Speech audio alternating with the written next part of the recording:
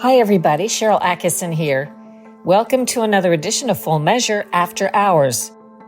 Today, a federal whistleblower reveals shocking lapses in the vetting of so-called sponsors for children who cross into the U.S. illegally without their parents.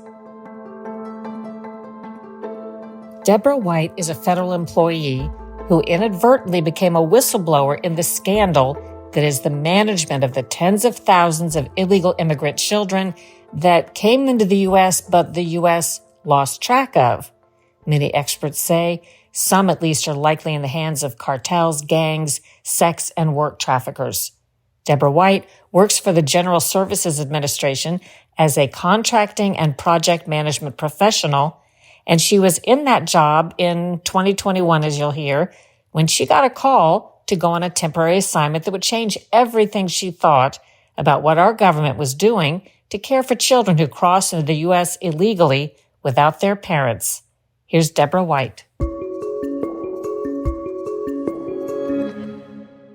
Sure. So in the summer of 2021, or spring, I should say, May timeframe, I had seen an all-call from the executive branch saying we need all employees to help support on the southern border with the crisis, all the migrant children that were coming across.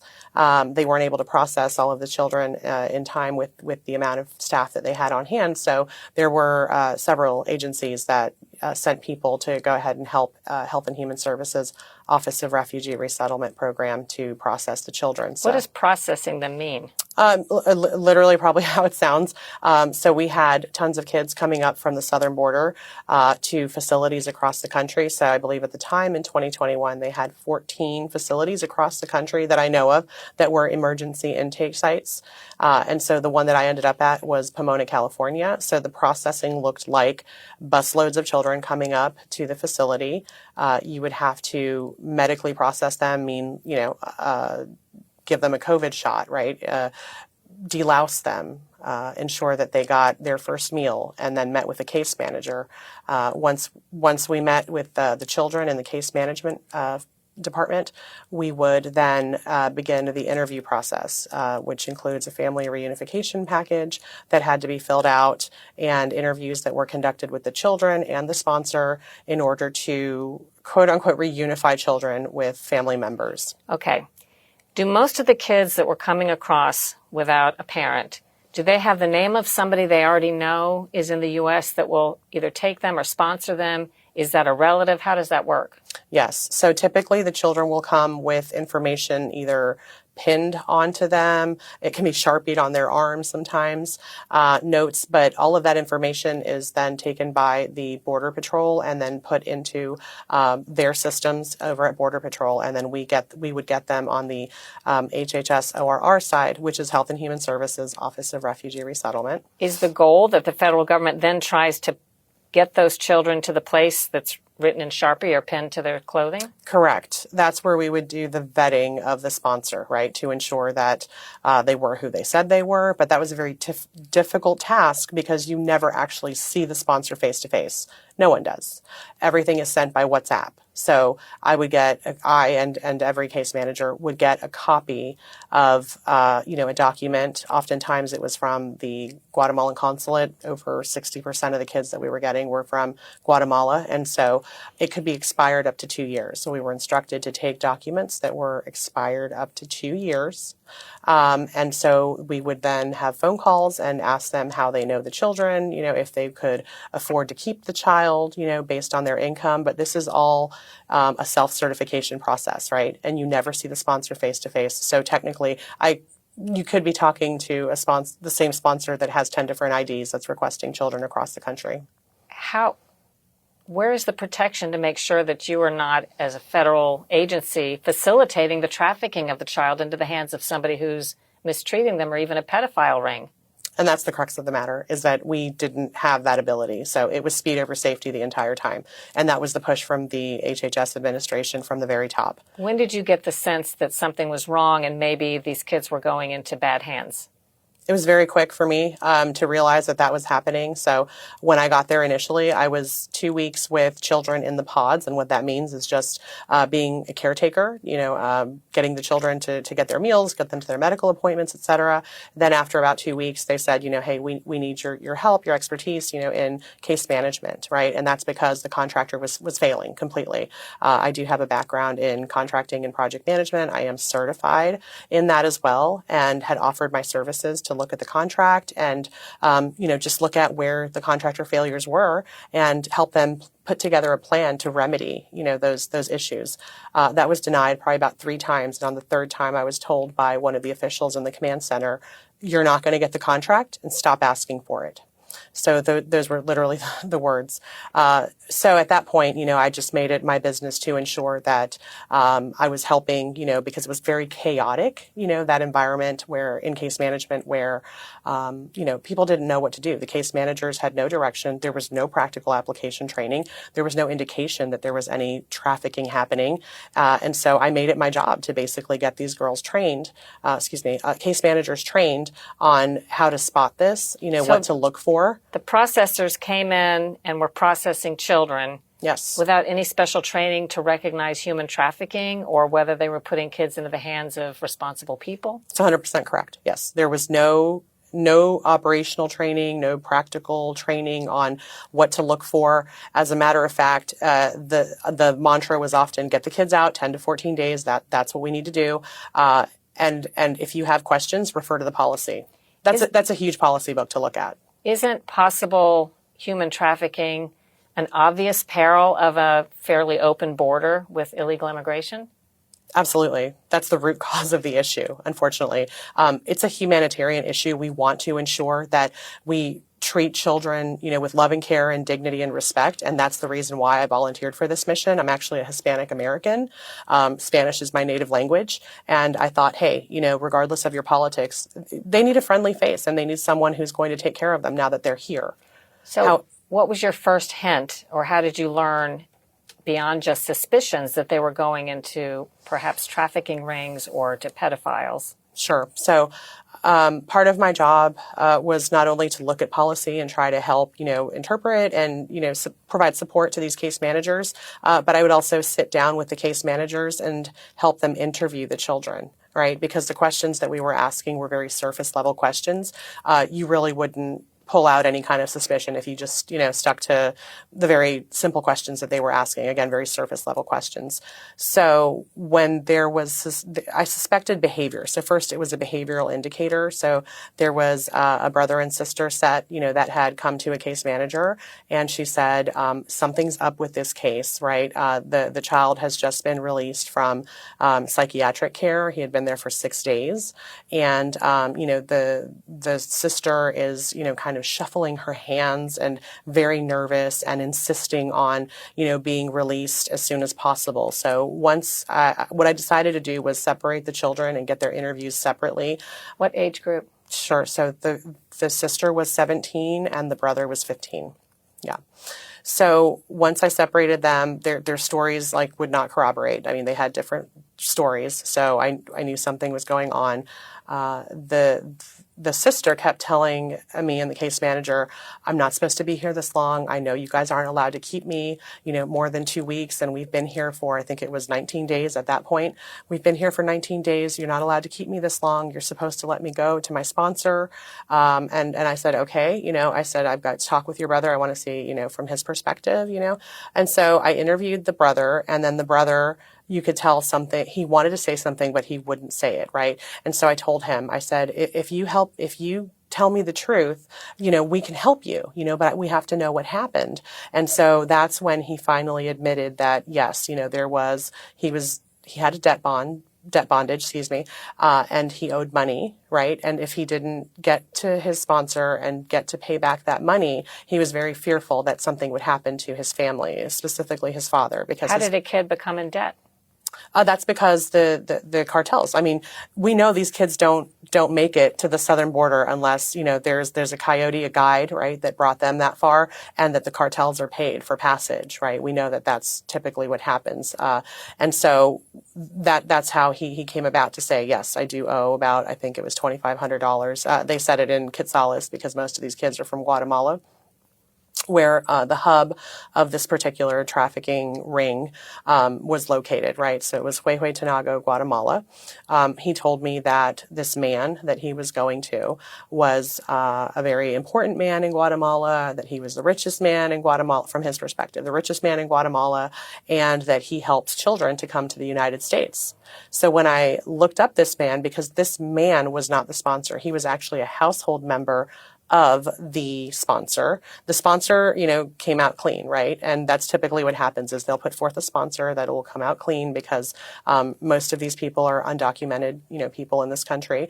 And okay, so the kids are going to illegal immigrants or undocumented people here? Yes, that's correct. So that we can only probably have limited information on them as well. That's correct. That's correct. So without doing some sort of State Department search where they, can contact embassies to find out the records, in country of these people, there's no way to know, how dangerous these people actually are.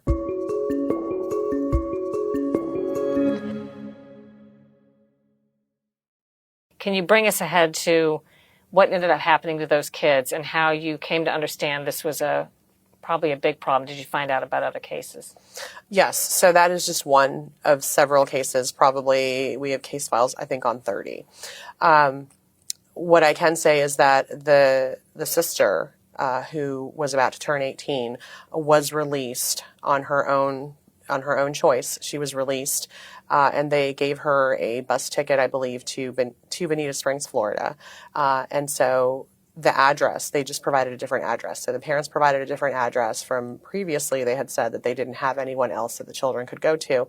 But then the parents came up with another address. So she left on her own volition. So the parents in the home country may be part of the facilitating of this trafficking. Do you think the parents know that the kids are being trafficked? So I think that the parents are tricked into it. I think that this man that they said, is the richest man and he helps children come to the United States for work, I think they're given a promise, like a fake bill of goods, right? That they're going to come here and earn a ton of money and be able to send money back home, right? So they paint it as a really nice picture, because from listening to the story of the boy during his interview, he said that they not only run radio ads, but they knock on doors offering their services as well. How many children do you suspect may have been impacted, not just by this one source or sponsor, but this could be happening too? That's absolutely happening. We know that because we have, close to 500,000 kids now that have crossed the border in the past 3 years. And this was not just an isolated incident at the shelter that we were working at, right? We know that there were cases that came out of Fort Bliss, cases that came from Pecos, Texas, from across the country, right? This was happening. This is not just one incident. This is just the tip of the iceberg. If we had anyone to dig deep a little bit and provide the records, right, to law enforcement, because HHS does not provide law enforcement access to the UAC portal, and that is the official government system of record where all of this information is being housed. However, there is a secondary system called Caseworthy. So it's very hard to piece together a case, right, unless you have full access to those two systems, right? The information is compartmentalized and the functions are compartmentalized. For example, transportation doesn't know what's happening with case management. Case management doesn't know what's happening with medical and the significant incident report process. So we would file what's called an SIR, significant incident report, on anything that egregious, like if the child had been, raped along the journey, that was something that had to, you had to have an SIR for that, and that had to be cleared before the child left, right, before they could be cleared for a release. However, we know in many cases they were not cleared, and the children were dismissed and sent to their sponsor without having cleared that SIR. What does it mean to clear it? That means that a federal field specialist, who is the authoritative source on site for, saying yay or nay on the release of a child, they would give the okay and release the child. What if even they though, say no? What happens to a child? Do they go back to their home country, or what happens if they don't go to their sponsor? No, they contact the parents and find a different sponsor. No child goes back to their country. Have you ever been able to find out specifically what's happened to a child that's gone in the wrong hands? Do you know, have some of them been forced to work or forced to perform sex acts? Yes. So there's many different sources, journalists that have reported on that. And we know that they have located children that were being solicited by their, quote unquote aunt, and have run away from the home that they were in because they were being forced to perform sex acts. Yes. We know that they have also been found with fraudulent Social Security cards and are working. So there are investigative journalists that have gone to try to locate some of these children, and that's what they found. They found fake documents for working in the United States, so they're definitely working, and also cases where the children were found to be performing sex acts for money. 15-year-olds and 17-year-olds can tell stories. Are there younger kids, Yes. 5, 6 years old, 7 years old, that may not be able to tell what's happening to them? Yes. So the majority of the children that we received in Pomona, California were 15 to 17. That was the age group. I want to say that was around 60%, right, of the kids that were there. But there were definitely children that were younger than that, 5 years old, 5, 6, 7 years old. We definitely saw that. The implication of what you're reporting is that the federal government is using taxpayer money Yes. to facilitate the end of the trip for the human traffickers. Yeah, I mean, it's nothing less than taxpayer-funded child slavery. Nothing less. So what happened when you tried to draw attention to this? Well, the federal field specialist, that I told you about earlier, the one who is responsible for making the decision for the children, whether they're released or denied for release, he acted as though he had never seen trafficking in the program. But this is a person who, has been working this for over 12 years, who should be an expert in this and should have standard operating procedures and know exactly what to do. Is he still in that position? Yes. So beyond the specific conversations, unless there's a moment where you told me kind of what happened with losing access to the system, but did someone ever say to you, keep your mouth shut, or we're going to move you, or fire you from the job? Like, tell me what happened when you tried to focus attention on it. Right. So, he acted like he'd never seen it before. He asked me, how is it that you came across this information? So this was a particular case in Florida that I had found the first case of trafficking on the site and exposed it along with my counterpart, Tara Rodas. And when we showed him the information and I showed him how I was able to query the system and figure out that this same household member, right? So again, you have a sponsor and then you have a household member that may be living with the sponsor. That household member was responsible for pulling kids from multiple different sites across the country over a period of a few years, but he still had a ton of kids. And then those kids, once they had aged out and I had reviewed them in the system, those kids actually, who were now adults, had also been requesting children from across the country. So it's like this really twisted, pyramid scheme of, just requesting multiple children once they're in the country. Is that in of itself a crime? How do you know? Obviously that raises red flags, but if someone were to say, so what? There's a sponsor helping a lot of children. Mm-hmm. What would you say is not appropriate about that?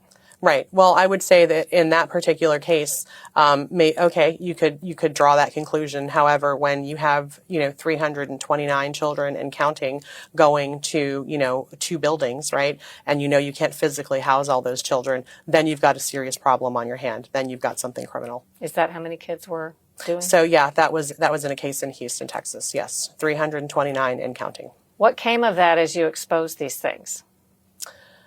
Well, the children that were immediately in our care, they may have been transferred to longer term care, But in many cases, and I know this because I called to check on the status of one of the children, how they were doing, many times they get released anyways. So they go to a different case manager at a different facility at a longer term shelter. If you can't get them out, in that 10 to 14 day period, and let's say it's gone into the 20-day period, and heaven forbid it go into 30 days, right? You've got to get them out immediately. If you call those shelters, oftentimes you will find out that the children were released to that same sponsor because a different case manager had made a recommendation for the child to be released to that sponsor. So that's what we found in several cases. And when I did call a shelter to find out the status of a child, I was reprimanded. I was told by Adriana Lynch, who works in the command center on site. She told me, it's nice that you care about the kids, but it is not your responsibility. Once they leave here, they are gone, and you are not to call inquiring about them at other shelters. How do you explain that? Why the federal government and officials wouldn't care about the ultimate outcome if these children are being trafficked? Well, ultimately, if you want my opinion, it's because what bureaucrats care about is keeping their program running. That's what they care about. So this makes them look very bad. So they very quickly want to sweep this under the rug in order to keep congressional funds coming to them, right? Because this is a program that is funded by billions of congressionally appropriated dollars, right? So how do you keep that program afloat? Make sure that there's not screw-ups. So you naturally wouldn't want to air something like this that's actually happening within your program. So the easiest way to do that is to then push the children to another facility for longer term care to find out only that they've been released anyways. But again, the information is compartmentalized and it passes through the hands of multiple people, so you can't track it. Maybe the only real way to stop it would be to shut down the illegal border crossings, and maybe everybody knows this administration is not going to do that. Well, that is the root cause issue right there. What do you think should happen? I mean, exactly what you said, right? I mean, I understand, the children are here and we have to take care of them. I do not negate that, right? I love children. I wouldn't want them to suffer at all. However, we have a failed program here, right? We know that HHS is not capable of properly vetting sponsors, and properly vetting sponsors is not even the answer, right? DNA tests at best, right? Which they took away. They're not doing DNA tests anymore. When did they stop that? During the Biden administration, yes. So they don't even know if the children are related? No. Which wouldn't in of itself prove that there's no trafficking, but at least it would be a layer. Correct. At a minimum, you would want to know that they're blood related, with the hopes that, that will mean they're more invested in the welfare of the child, right?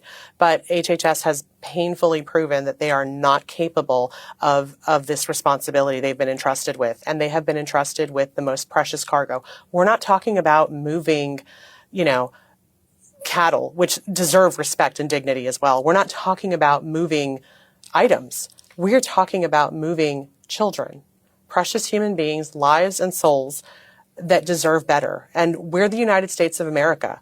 We have to do better than this. This is absurd, and it's a stain on our nation. It is literally taxpayer-funded slavery, and it has to stop. What is your position today? Are you still doing the same thing you were? No, I was on detail. So my administration had allowed me to go and do this work for a 4-month time period. So it was a 120-day detail that I did and I completed, and they were grateful for my support. I mean, I even got a letter saying thank you, for the support that I provided, for the trainings that I did, for identifying, potential trafficking. However, I am back at my agency. Yes.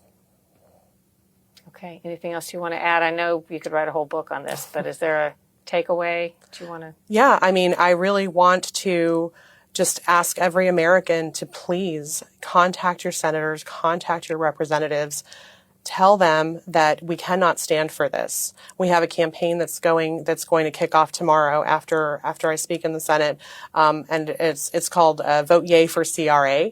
And it basically, we are trying to get a Congressional Review Act underway so that the rule change that Health and Human Services Office of Refugee Resettlement codified through the Federal Register, relaxing the rules and making it easier to traffic these children, right? And put gag orders on the HHS employees. No HHS employee will come forward because they know that the ones that have come forward in the past get fired. I have a certain layer of protection just because I don't work directly for HHS, right? But who knows? Anyone's fair game. Yeah, so I would just encourage them, if they want to look into the rule change that went into effect in July. It is the Unaccompanied Children's Program Foundational Rule 2023-21168.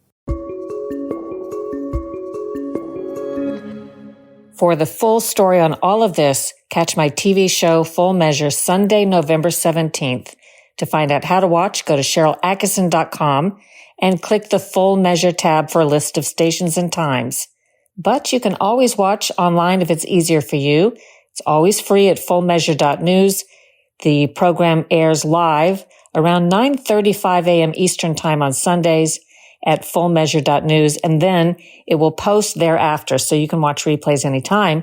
If you happen to be listening to this after November 17th, just go to fullmeasure.news and you can catch a replay. I hope you enjoyed today's podcast, and that if you did, you will share it with all your friends and leave us a great review, and check out my other podcast, the Sharyl Attkisson Podcast. My new bestseller, Follow the Science, How Big Pharma Misleads, Obscures, and Prevails, will make a great holiday gift for somebody who would probably like to know more about how our medical and scientific information has been manipulated and co-opted in ways that are invisible to most people. I think the reason we have so many 5-star reviews on Amazon, check them out, is because the book comes with so many powerful anecdotes of things that you wouldn't believe are true if not for the documentation and the citations included. The shocking ethical lapses on the part of our scientific and medical establishment over the years, and how the information that our doctors rely upon to treat us, how so much of that turns out not to be true, or at the very least incredibly slanted due to the pharmaceutical industry's influence. Do yourself a favor and pick up a copy of Follow the Science, How Big Pharma Misleads, Obscures, and Prevails for somebody you care about today. Do your own research, make up your own mind, think for yourself.